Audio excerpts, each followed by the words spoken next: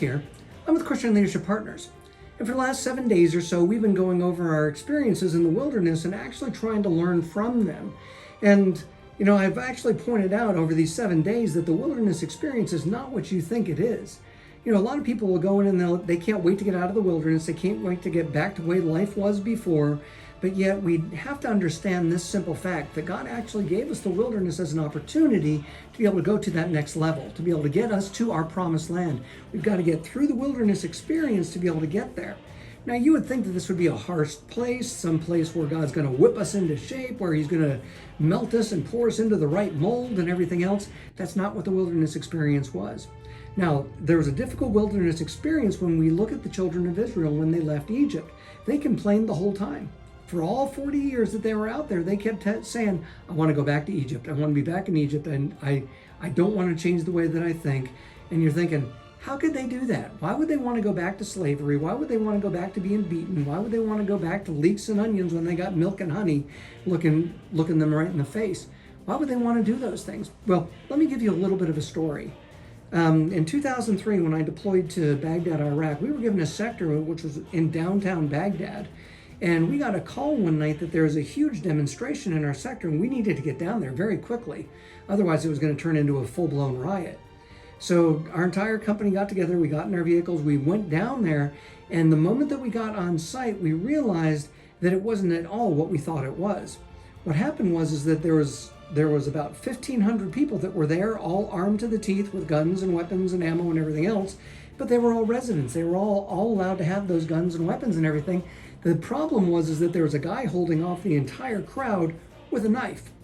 Yeah, one guy holding off 1,500 people armed to the teeth with guns and weapons and ammo and everything else, and he had a knife. And we went up and we started talking to the people and we said, what's going on? Why are you guys not attacking this guy? They said, well, he's a bad guy. I said, okay, he's a bad guy. You guys got a gun. And he said, well, he's got a knife. I said, well, you got a gun and bullets. And they said, but he's a bad guy with a knife. And they were petrified of this guy that showed some type of authority.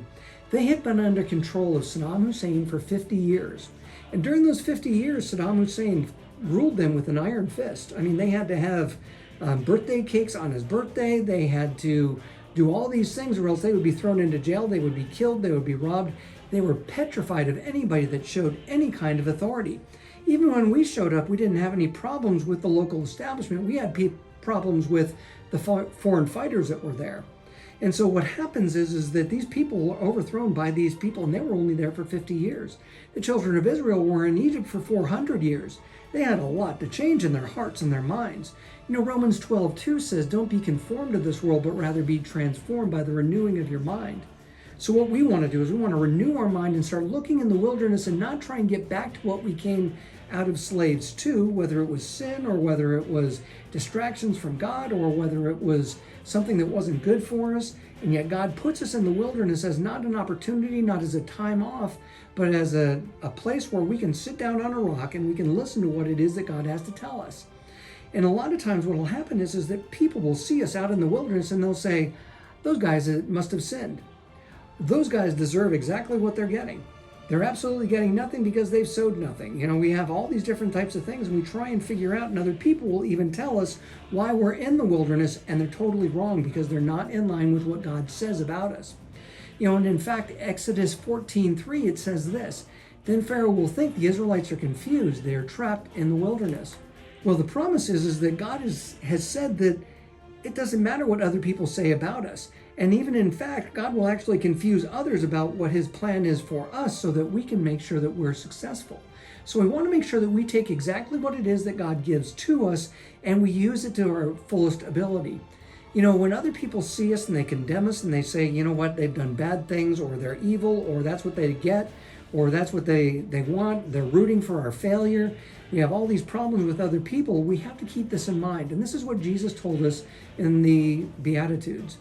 He said, this is Matthew 5:11-12. He said, God blesses you when people mock you and persecute you and lie about you and say all sorts of evil things against you because you are my followers. Be happy about it. Be very glad, for a great reward awaits you in heaven.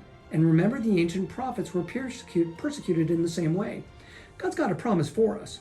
In fact, we talked about the promises 2 days ago. Yesterday, we talked about God's purpose for us. And then 3 days ago, we also talked about the plan that God has for us. Well, I wanted to also let you know that God has also got provision for you in the wilderness.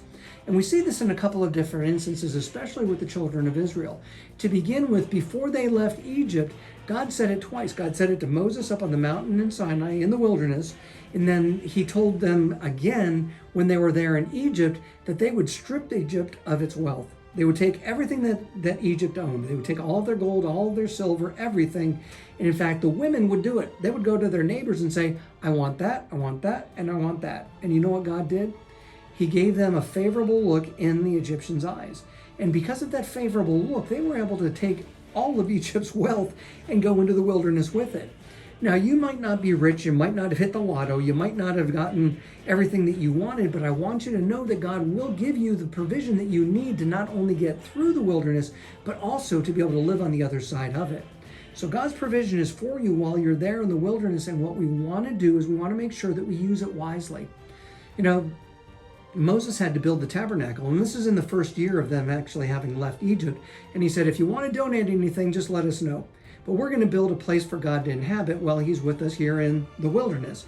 So what they did was they built the tabernacle, and guess what it was built with? All of the things that were taken from Egypt.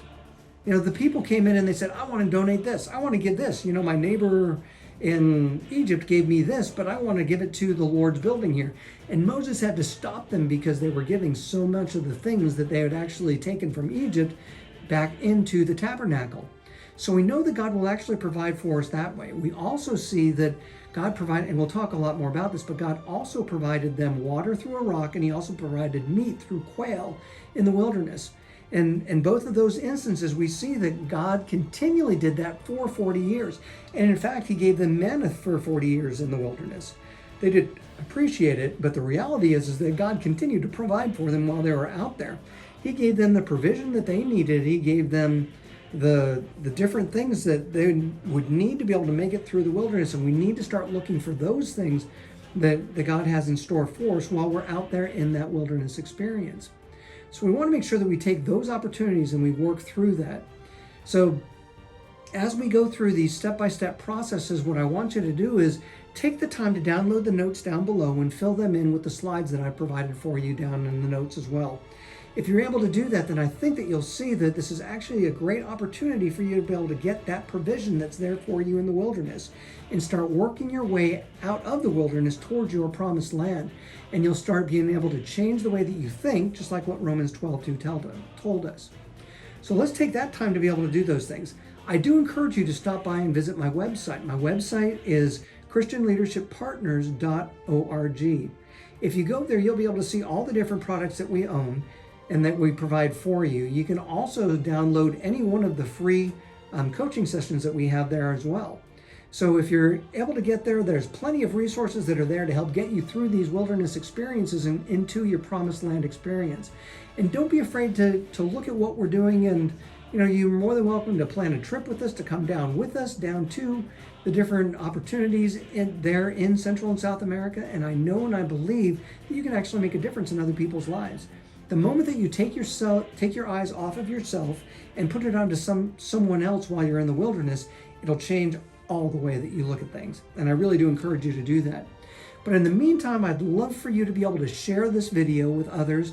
Make sure that you either copy the link from YouTube, or if you share it on LinkedIn, or if you want to retweet it, or do whatever it is that you do with these on Facebook, then I encourage you to be able to do that. And if you subscribe over here, you won't miss any one of our different posts. So I'll see you again tomorrow when we talk more about being in the wilderness.